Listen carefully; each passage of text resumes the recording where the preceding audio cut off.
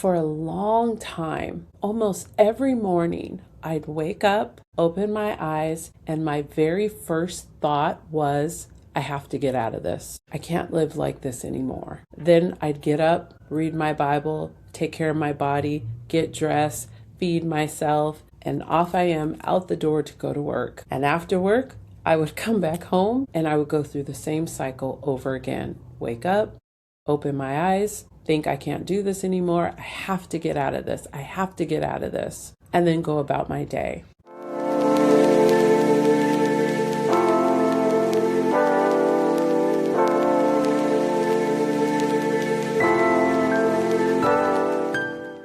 Hello ladies, and welcome back to my channel. If you are new here, my name is Letitia Iona. I'm a faith-based woman's life coach, and I teach women how to thrive and not just survive in the midst of life's challenges.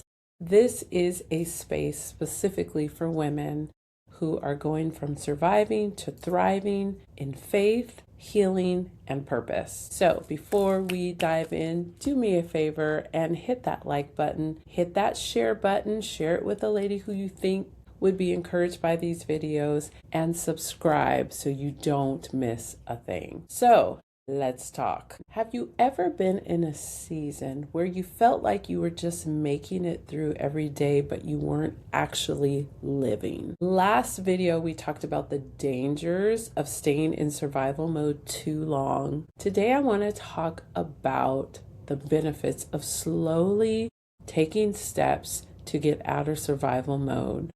Because most women, especially after abuse or while they're going through trauma, it doesn't happen overnight. So I remember when I was in my abusive marriage and I was deep in survival mode as far as the relationship. For a long time, almost every morning, I'd wake up, open my eyes, and my very first thought was, I have to get out of this. I can't live like this anymore. Then I'd get up, read my Bible, take care of my body, get dressed, feed myself, and off I am out the door to go to work. And after work, I would come back home and I would go through the same cycle over again. Wake up, open my eyes, think I can't do this anymore. I have to get out of this. I have to get out of this. And then go about my day. Now, there were many times that there were long stretches of no episodes and no outbursts. And those were what we would call the good times. But in an abusive relationship, it's always going to be a roller coaster.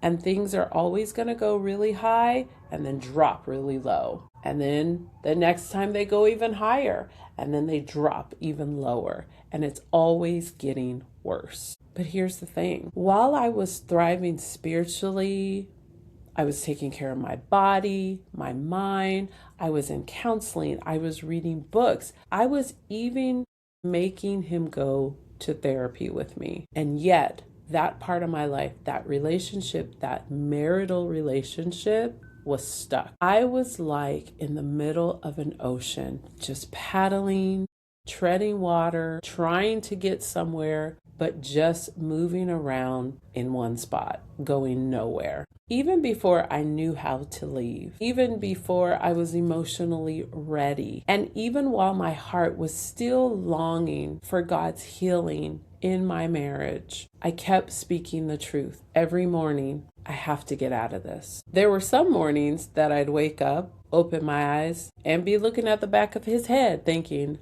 I have to get out of this. At that time, when I was in survival mode, I didn't know how. I didn't know when. But speaking that truth, that thought in my head was planting something inside of me. And slowly, very slowly, I started taking steps. Things like I started looking for a place to live. I connected with women's shelters. In fact, I almost went to a women's shelter several times, but I feel like God just blocked it in that moment. Either there was no space, or there were no openings, or there were no availabilities.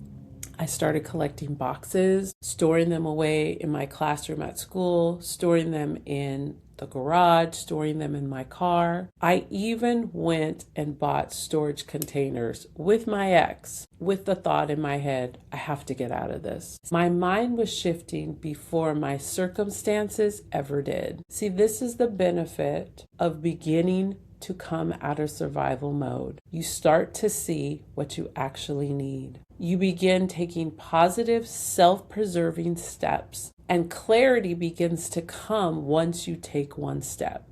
I could have continued to wake up and have that thought and did nothing. Just go on about my day and stay in it. Stay in that cycle all the time. See, when we take one step, God will give us the next. If I didn't start taking some actual physical steps to get my heart ready, to get my mind ready, to get my emotions ready, I would have just stayed stuck. Now, granted, God definitely had to nudge me in a lot of different ways to finally get me to go. But I'm so glad that He did. And I'm so glad that I started taking the steps to move forward and to move out of that situation. Now, I want to be very clear. This video is not trying to tell you to leave your situation, to leave your marriage. That is between you and God. I'm just sharing my story and my experience. But what I'm saying is, if you are in a place where you know things are not right and you know things are not going to get better, and even when there is change, it doesn't last, and your spirit is heavy and unsettled, that knowing, that awareness is important and it matters. See, as women, God has given us that special intuition to know when things aren't right. If you do not take steps, you will stay stuck.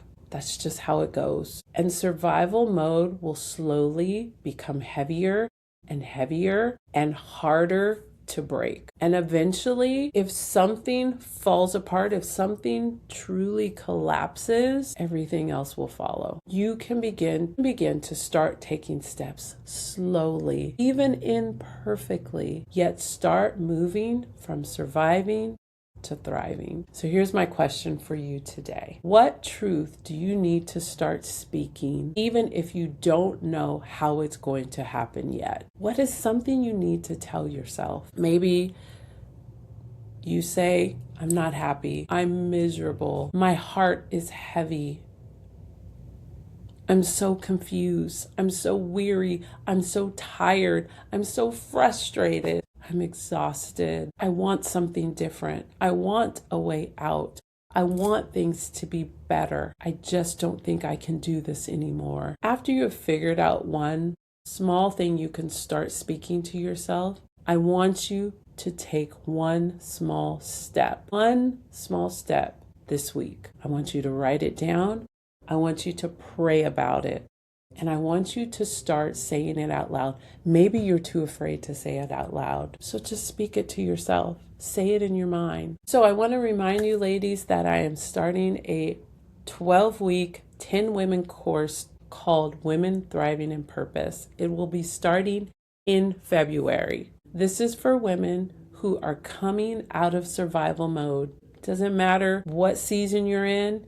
If you are tired of just surviving and you are ready to thrive with support from other women who understand what you're going through, I want you to click my website in the description box and book a call with me. In that call, we will talk for about 30 minutes, find out more about each other, and give you more information about the class to see if this is a good fit for you. So I encourage you, click that link, go to my website and book a call. If this video resonated with you, hit that like button, share it, and subscribe. You are not weak for surviving. You have endured and you are enduring. You are capable of more than just making it through every day. And I believe in you. I'll see you in the next video. Bye.